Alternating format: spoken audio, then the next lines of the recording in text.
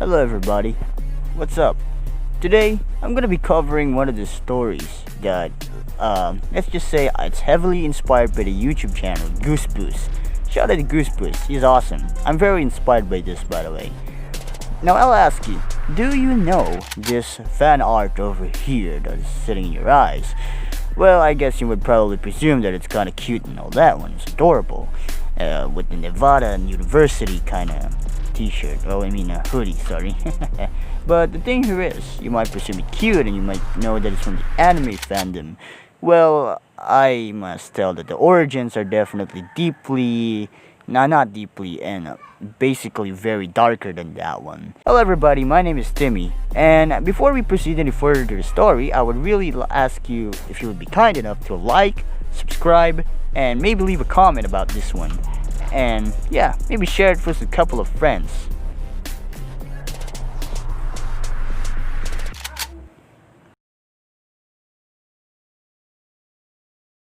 This incident in 2004, simply known as the Sebo slashing, is definitely about a, let's say, 12-year-old Japanese girl who's actually got murdered, going by the name of Satomi Sitari, by 11-year-old female classmate referred to as Girl A. We're just gonna keep her name and identity actually a secret right now. The murder occurred on June 1, 2004, at an elementary school at city of Sasebo, Nagasaki. Hey, that's my favorite city. The murder detailed how Girl A just simply took a box cutter and just slit at the throat of her classmate. I mean, specifically, if I would actually, someone would definitely insult me and all that one. Particularly, I would definitely be actually very angry and all that one. But yeah, I probably wouldn't reach to murder where people would actually lose the interest in me more. Because what actually happened here is that, let's say Satomi Mitari, the victim that was murdered, was actually calling out Girl A some kind of quote-unquote goody-goody, in which I have no idea what the heck that means. But yeah, I guess whatever goody-goody is, it's probably a bad thing in Japan. But as most of us know, bullying is definitely something that of course, would probably lead you to murder because someone made fun of you and all that one. But that's not all. Apparently there was an absolute kind of cause towards this one. Not actually a cause, but yeah, that would be leading to the fandom. Well, I'm not actually sure if it was a fandom and all that one. But people were actually making fan arts and probably cosplaying as Nevada Tan, aka the Girl A, the one who committed the murder.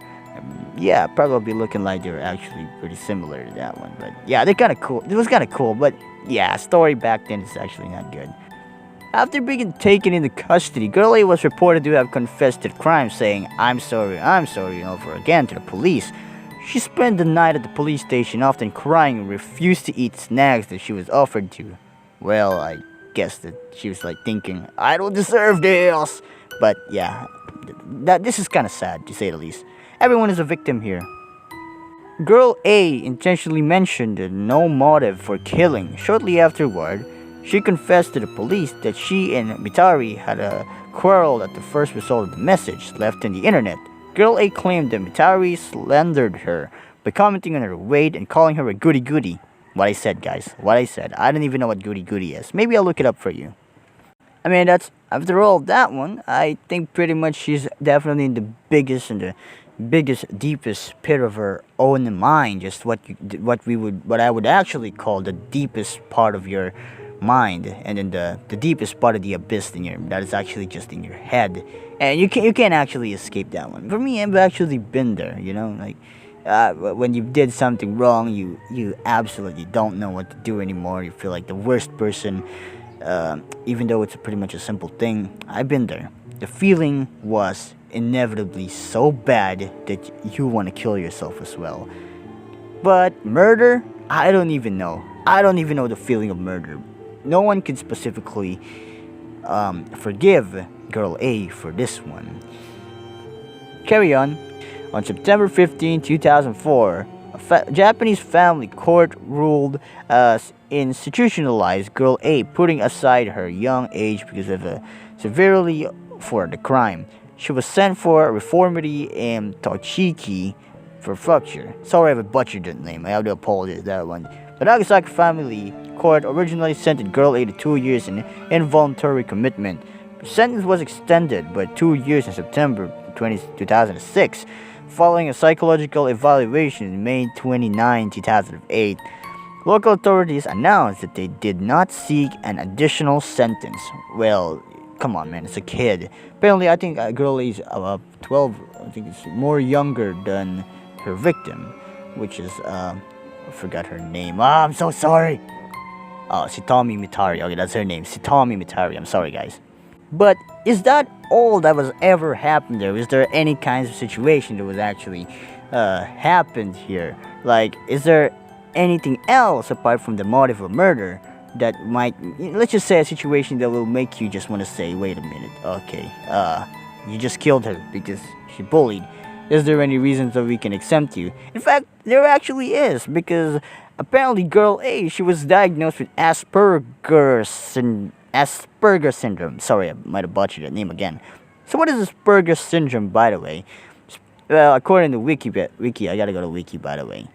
Asperger's is a neurodevelopmental disorder characterized by significant difficulties in social interaction and nonverbal communication, along with the restricted and prospective patterns of behavior and interest.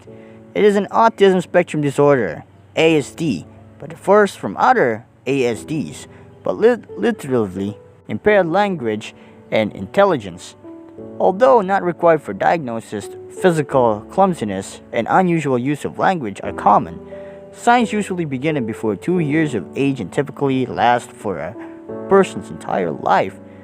Guys, I don't want to break it to you guys from the story, but I just want to say that I have a friend who actually has autism spectrum disorder. It wasn't actually Asperger's syndrome, but I think I can feel that maybe we could have been, Sitomi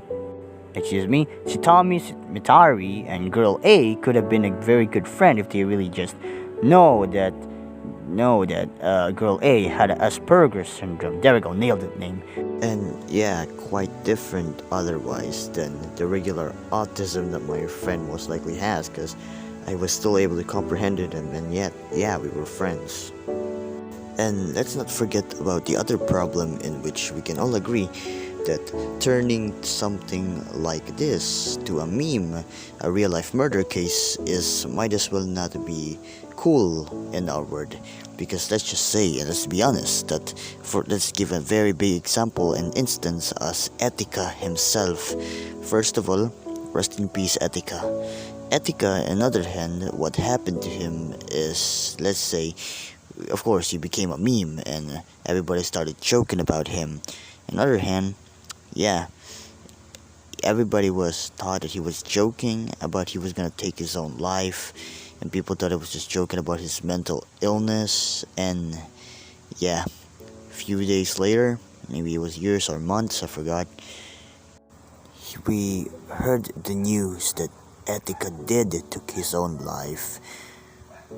Ladies and gentlemen, let me tell you something, just for a reminder, to never in your entire life ever say to someone to kill themselves.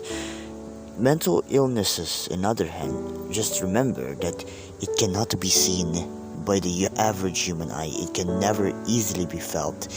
It can be felt, however, it is never the certain way the person has been ever felt to the other side by you.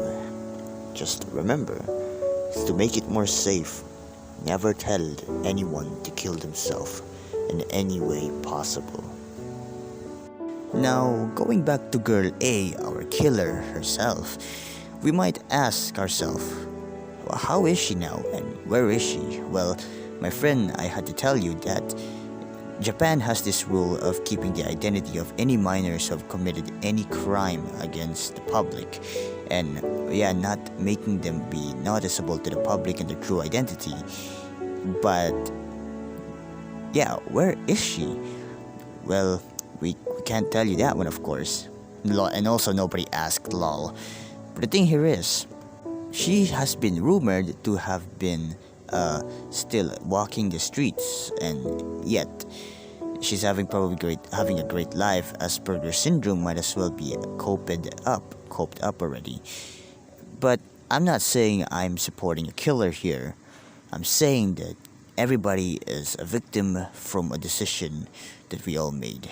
Her victim that she killed was a victim of her own decision, in which calling out girl A, our killer, many words, because as I would actually assume that she might have actually insulted her one too many times, because trust me, bullies are definitely very long lasting guys.